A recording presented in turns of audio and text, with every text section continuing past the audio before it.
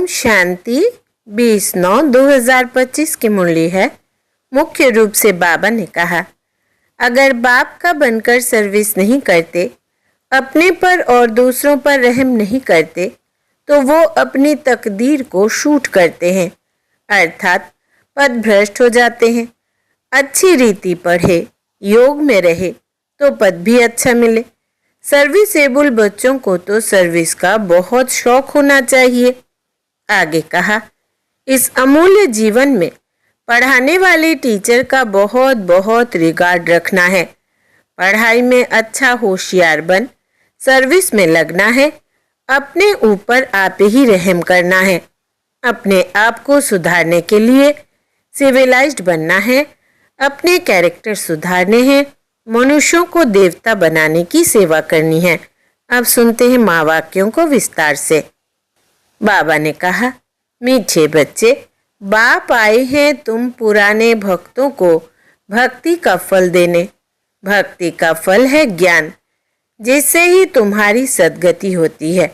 प्रश्न है, कई बच्चे चलते चलते तकदीर को आप ही शूट करते हैं, कैसे? उत्तर, अगर बाप का बनकर सर्विस नहीं करते, अपने पर और दूसरों पर रहम नहीं करते, तो वो अपनी तकदीर को शूट करते हैं, अर्थात पदभ्रष्ट हो जाते हैं। अच्छी रीति पढ़े, योग में रहे तो पद भी अच्छा मिले। सर्विसेबल बच्चों को तो सर्विस का बहुत शौक होना चाहिए। गीत है, कौन आया सवेरे सवेरे। ओम शांति। रूहानी बच्चे समझते हैं हम आत्मा है, न कि शरीर, और यह ज्ञान अभी ही मिलता है परम पिता परमात्मा से। बाप कहते हैं, जबकि मैं आया हूँ तो तुम अपने को आत्मा निश्चय करो। आत्मा ही शरीर में प्रवेश करती है, एक शरीर छोड़ दूसरा लेती रहती है। आत्मा नहीं बदलती, शरीर बदलता है। आत्मा तो अविनाशी है, तो अपने को आत्मा समझना है। यह ज्ञान कभी कोई दे न सके। बाप आए हैं बच्चों की पुकार पर। यह भी किसको पता नहीं है कि यह पुरुषोत्तम संगम युग है। बाप आकर समझाते हैं, मेरा आना होता है कल्प के पुरुषोत्तम संगम युग पर, जबकि सारा विश्व पुरुषोत्तम बनता है। इस समय तो सारा विश्व कनिष्ठ पतित है। उसको कहा जाता है अमरपुरी। यह है मृत्युलोक। मृत्युलोक में आसुरी गुण वाले मनुष्य होते हैं। अमरलोक में दैवी गुण वाले मनुष्य है, इसलिए उनको देवता कहा जाता है। यहाँ भी अच्छे स्वभाव वाले को कहा जाता है। यह तो जैसे देवता है। कोई दैवी गुण वाले होते हैं। इस समय सब है आसुरी गुण वाले मनुष्य। 5 विकारों में फंसे हुए हैं। तब गाते हैं, इस दुख से आकर लिबरेट करो। कोई एक सीता को नहीं छुड़ाया। बाबा ने समझाया है, भक्ति को सीता कहा जाता, भगवान को राम कहा जाता, जो भक्तों को फल देने आता है। इस बेहद के रावण राज्य में सारी दुनिया फंसी हुई है। उन्हों को लिबरेट कर राम राज्य में ले जाते हैं। रघुपति राघव राजा राम की बात नहीं, वो तो त्रेता के राजा थे। अभी तो सभी आत्माएं तमो प्रधान जर्जरीभूत अवस्था में हैं। सीढ़ी उतरते उतरते नीचे आ गए हैं। पूज्य से पुजारी बन गए हैं। देवताएं किसी की पूजा नहीं करते, वहां तो है पूज्य। फिर वो जब वैश्य शूद्र बनते हैं तो पूजा शुरू होती है। वाम मार्ग में आने से पुजारी बनते हैं। पुजारी देवताओं के चित्रों के आगे नमन करते हैं। इस समय कोई एक भी पूज्य हो नहीं सकता। ऊंचते ऊंच भगवान पूज्य, फिर है सतयुगी देवताएं पूज्य। इस समय तो सब पुजारी है। पहले पहले शिव की पूजा होती है, वो है अव्यभिचारी पूजा। वो सतो प्रधान, फिर सतो, फिर देवताओं से भी उतरकर जल की, मनुष्यों की, पक्षियों आदि की पूजा करने लग पड़ते। दिन प्रतिदिन अनेकों की पूजा होने लगती है। आजकल रिलीजियस कॉन्फ्रेंस भी बहुत होती रहती है, कभी आदि सनातन धर्म वालों की, कभी जैनियों की, कभी आर्य समाजियों की। बहुतों को बुलाते हैं क्योंकि हर एक अपने धर्म को तो ऊंचा समझते हैं ना। हर एक धर्म में कोई ना कोई विशेष गुण होने कारण वो अपने को बड़ा समझते हैं। जैनियों में भी किस्म किस्म के होते हैं, 5-7 वैरायटी होंगी। उनमें फिर कोई नंगे भी रहते हैं, नंगे बनने का अर्थ नहीं समझते हैं। भगवान उवाच है, नंगे अर्थात अशरीरी आए थे, फिर अशरीरी बनकर जाना है। वो फिर कपड़े उतार कर नंगे बन जाते हैं। भगवान उवाच के अर्थ को नहीं समझते हैं। बाप कहते हैं, तुम आत्माएं यहाँ यह शरीर धारण कर पाठ बजाने आई हो, फिर वापिस जाना है। इन बातों को तुम बच्चे समझते हो। आत्मा ही पाठ बजाने आती है, झाड़ वृद्धि को पाता रहता है। नए नए किस्म के धर्म इमर्ज होते रहते हैं, इसलिए इनको वैरायटी नाटक कहा जाता है। वैरायटी धर्म का झाड़ है, हर एक की अनेक ब्रांचेस निकलती है। मोहम्मद तो बाद में आते हैं, पहले है इस्लामी। मुसलमानों की संख्या बहुत है। अफ्रीका में कितने साहूकार हैं, सोने हीरो की खानियां हैं। जहां बहुत धन देखते हैं तो उस पर चढ़ाई कर धनवान बनते हैं। क्रिश्चियन लोग भी कितने धनवान बने हैं। भारत में भी धन है, परंतु गुप्त। सोना आदि कितना पकड़ते रहते हैं। अब दिगंबर जैन सभा वाले कॉन्फ्रेंस आदि करते रहते हैं, क्योंकि हर एक अपने को बड़ा समझते हैं ना। यह इतने धर्म सब बढ़ते रहते हैं, कभी विनाश भी होना है, कुछ भी समझते नहीं। सब धर्मों में ऊंच तो तुम्हारा ब्राह्मण धर्म ही है, जिसका किसको पता नहीं है। कलियुगी ब्राह्मण भी बहुत है, परंतु वो है कुक वंशावली ब्राह्मण। प्रजापिता ब्रह्मा के मुख वंशावली ब्राह्मण, वो तो सब भाई बहन होने चाहिए। अगर वो अपने को ब्रह्मा की औलाद कहलाते हैं तो भाई बहन ही ठहरे, फिर शादी भी कर ना सके। सिद्ध होता है वो ब्राह्मण ब्रह्मा के मुख वंशावली नहीं है, सिर्फ नाम रख देते हैं। वास्तव में देवताओं से भी ऊंच ब्राह्मणों को कहेंगे। चोटी है ना। यह ब्राह्मण ही मनुष्यों को देवता बनाते हैं। पढ़ाने वाला है परम पिता परमात्मा, स्वयं ज्ञान का सागर। यह किसको भी पता नहीं है। बाप के पास आकर ब्राह्मण बनकर फिर भी कल शूद्र बन पड़ते हैं। पुराने संस्कार पलटने में बड़ी मेहनत लगती है। अपने को आत्मा निश्चय कर बाप से वर्षा लेना है। रूहानी बाप से रूहानी बच्चे ही वर्षा लेंगे। बाप को याद करने में ही माया विघ्न डालती है। बाप कहते, हथ काटे दिल यार्डे।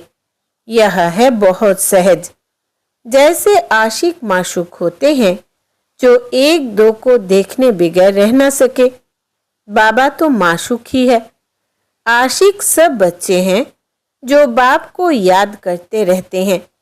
एक बाप ही है जो कभी किसी पर आशिक नहीं होता है, क्योंकि उनसे ऊंच तो कोई है नहीं।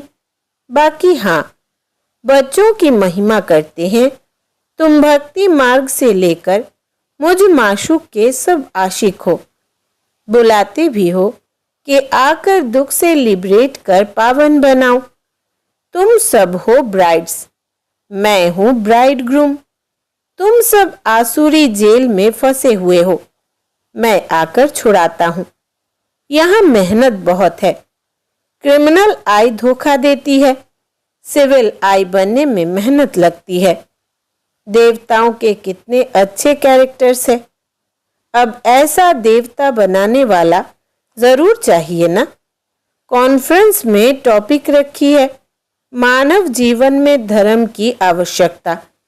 ड्रामा को न जानने कारण मूंझे हुए हैं, तुम्हारे सिवाय कोई समझा न सके। क्रिश्चियन अथवा बौद्धी आदि को यह थोड़ी मालूम है कि क्राइस्ट, बुद्ध आदि फिर कब आएंगे। तुम झट हिसाब किताब बता सकते हो। तो समझाना चाहिए, धर्म की तो आवश्यकता है ना। पहले पहले कौन सा धर्म था, फिर कौन से धर्म आए हैं। अपने धर्म वाले भी पूरा समझते नहीं हैं। योग नहीं लगाते। योग बगैर ताकत नहीं आती, जौहर नहीं भरता। बाप को ही ऑलमाइटी अथॉरिटी कहा जाता है। तुम कितना ऑलमाइटी बनते हो, विश्व के मालिक बन जाते हो। तुम्हारे राज्य को कोई छीन न सके। उस समय और कोई खंड होते नहीं। अभी तो कितने खंड है।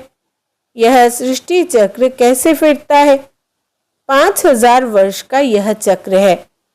बाकी सृष्टि लंबी कितनी है वो थोड़ी माप कर सकते। धरती का करके माप कर सकते हैं, सागर का तो कर ना सके। आकाश और सागर का अंत कोई पा न सके। तो समझाना है धर्म की आवश्यकता क्यों है। सारा चक्र बना ही है धर्मों पर। यह है ही वैरायटी धर्मों का झाड़। यह झाड़ है अंधों के आगे आईना। तुम अभी बाहर सर्विस पर निकले हो। आहिस्ते आहिस्ते तुम्हारी वृद्धि होती जाती है। तूफान लगने से बहुत पत्ते गिरते भी है ना। और धर्म में तूफान लगने की बात नहीं रहती। उनको तो ऊपर से आना ही है। यहाँ तुम्हारी स्थापना बड़ी वंडरफुल है। पहले पहले वाले भारत जो है उनको ही आकर भगवान को फल देना है। अपने घर में जाने का बुलाते भी है, हम आत्माओं को अपने घर ले जाओ। यह किसको पता नहीं है कि बाप स्वर्ग का भी राज्य भाग्य देते हैं। सन्यासी लोग तो सुख को मानते ही नहीं। वो चाहते हैं मोक्ष हो। मोक्ष को वर्षा नहीं कहा जाता। खुद शिव बाबा को भी पाठ बजाना पड़ता है, तो फिर किसको मोक्ष में कैसे रख सकते। तुम ब्रह्मा कुमार कुमारियां अपने धर्म को और सबके धर्म को जानते हो। तुमको तरस पड़ना चाहिए। चक्र का राज समझाना चाहिए। बोलो, तुम्हारे धर्म स्थापक फिर अपने समय पर आएंगे। समझाने वाला भी होशियार चाहिए। तुम समझा सकते हो कि हर एक को सतो प्रधान से सतो रजो तमो में आना ही है। अभी है रावण राज्य। तुम्हारी है सच्ची गीता जो बाप सुनाते हैं। भगवान निराकार को ही कहा जाता है। आत्मा निराकार गॉड फादर को बुलाती है। वहां तुम आत्माएं रहती हो। तुमको परमात्मा थोड़ी कहेंगे। परमात्मा तो एक ही है, ऊंचते ऊंच भगवान। फिर सब है आत्माएं बच्चे। सर्व का सद्गति दाता एक है। फिर है देवताएं। उनमें भी नंबर 1 है श्री कृष्ण, क्योंकि आत्मा और शरीर दोनों पवित्र है। तुम हो संगम योगी। तुम्हारा जीवन अमूल्य है। देवताओं का नहीं, ब्राह्मणों का अमूल्य जीवन है। बाप तुमको बच्चा बनाए, फिर तुम्हारे पर कितनी मेहनत करते हैं। देवताएं थोड़ी इतनी मेहनत करेंगे। वो पढ़ाने लिए बच्चों को स्कूल भेज देंगे। यहाँ बाप बैठ तुमको पढ़ाते हैं। वो बाप, टीचर, गुरु तीनों है। तो कितना रिगार्ड होना चाहिए। सर्विसेबल बच्चों को सर्विस का बहुत शौक होना चाहिए। बहुत थोड़े हैं जो अच्छे होशियार है तो सर्विस में लगे हुए हैं। हैंड्स तो चाहिए ना। लड़ाई के मैदान में जाने के लिए जिनको सिखलाते हैं उनको नौकरी आदि सब छुड़ा देते हैं। उन्हों के पास लिस्ट रहती है। फिर मिलिट्री को कोई रिफ्यूज कर न सके। कि हम मैदान पर नहीं जाएंगे। ड्रिल सिखलाते हैं कि ज़रूरत पर बुला लेंगे। रिफ्यूज़ करने वाले पर केस चलाते हैं। यहाँ तो वो बात नहीं है। यहाँ फिर जो अच्छी रीति सर्विस नहीं करते हैं तो पद भ्रष्ट हो जाता है। सर्विस नहीं करते गोया आप ही अपने को शूट करते हैं। पद भ्रष्ट हो जाता है। अपनी तकदीर को शूट कर देते हैं। अच्छी रीति पढ़े, योग में रहे तो अच्छा पद मिले। अपने पर रहम करना होता है। अपने पर करे तो दूसरे पर भी करे। बाप हर प्रकार की समझानी देते रहते हैं। यह दुनिया का नाटक कैसे चलता है तो राजधानी भी स्थापन होती है। इन बातों को दुनिया नहीं जानती। अब निमंत्रण तो मिलते हैं, 5-10 मिनट में क्या समझा सकेंगे। 1-2 घंटा दे तो समझा भी सकेंगे। ड्रामा को तो बिल्कुल जानते नहीं। पॉइंट्स अच्छी अच्छी जहां तहां लिख देनी चाहिए, परंतु बच्चे भूल जाते हैं। बाप क्रिएटर भी है। तुम बच्चों को क्रिएट करते हैं, अपना बनाया है। डायरेक्टर बन डायरेक्शन भी देते हैं, श्रीमत देते और फिर एक्ट भी करते हैं, ज्ञान सुनाते हैं। यह भी उनकी ऊंच से ऊंच एक्ट है ना। ड्रामा के क्रिएटर, डायरेक्टर और मुख्य एक्टर को ना जाना तो क्या ठहरा। अच्छा, मीठे मीठे सिकिलधे बच्चों प्रति माता पिता बाप दादा का याद प्यार और गुड मॉर्निंग। रूहानी बाप की रूहानी बच्चों को नमस्ते। हम रूहानी बच्चों की रूहानी माता पिता बाप दादा को याद प्यार, गुड मॉर्निंग और नमस्ते बाबा नमस्ते। धारणा के लिए मुख्य सार। पहला, इस अमूल्य जीवन में पढ़ाने वाले टीचर का बहुत बहुत रिगार्ड रखना है। पढ़ाई में अच्छा होशियार बन सर्विस में लगना है। अपने ऊपर आप ही रहम करना है। दूसरा, अपने आप को सुधारने के लिए सिविलाइज्ड बनना है। अपने कैरेक्टर सुधारने हैं। मनुष्यों को देवता बनाने की सेवा करनी है। वरदान है, रूहानी ड्रिल के अभ्यास द्वारा फाइनल पेपर में पास होने वाले सदा शक्तिशाली भव। विस्तार है, जैसे वर्तमान समय के प्रमाण शरीर के लिए सर्व बीमारियों का इलाज एक्सरसाइज सिखाते हैं, ऐसे आत्मा को सदा शक्तिशाली बनाने के लिए रूहानी एक्सरसाइज का अभ्यास चाहिए। चारों ओर कितना भी हलचल का वातावरण हो, लेकिन आवाज में रहते आवाज से परे स्थिति का अभ्यास करो। मन को जहां और जितना समय स्थित करने चाहो उतना समय वहां स्थित कर लो, तब शक्तिशाली बन फाइनल पेपर में पास हो सकेंगे। स्लोगन है, अपने विकारी स्वभाव, संस्कार व कर्म को समर्पण कर देना ही समर्पित होना है। अपने विकारी स्वभाव, संस्कार व कर्म को समर्पण कर देना ही समर्पित होना है। अव्यक्त इशारे। अब लगन की अग्नि को प्रज्वलित कर योग को ज्वाला रूप बनाओ। जब तक आपकी याद ज्वाला रूप नहीं बनी है, तब तक यह विनाश की ज्वाला भी संपूर्ण ज्वाला रूप नहीं लेती है। यह भड़कती है, फिर शीतल हो जाती है, क्योंकि ज्वाला मूर्त और प्रेरक आधार मूर्त आत्माएं अभी स्वयं ही सदा ज्वाला रूप नहीं बनी है। अब ज्वाला रूप बनने का दृढ़ संकल्प लो और संगठित रूप में मन बुद्धि की एकाग्रता द्वारा पावरफुल योग के वाइब्रेशन चारों ओर फैलाओ। अच्छा, ओम शांति।